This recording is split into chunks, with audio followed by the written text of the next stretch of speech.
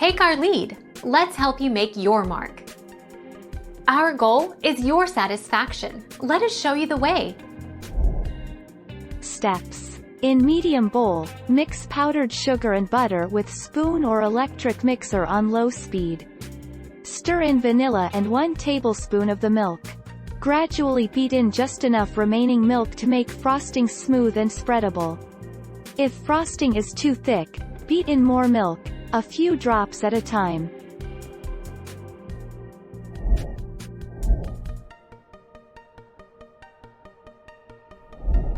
Make your mark. Take our lead.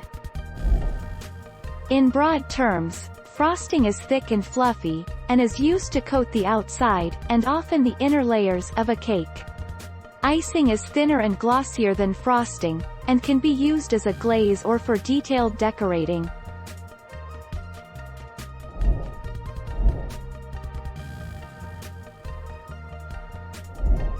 Make your mark. Take our lead. 6 quick ways to decorate a cake without frosting. Whipped cream. Looks like frosting, but it's not. Glaze. When it comes to bundt cakes, glaze, or even caramel sauce, is a much better choice than frosting.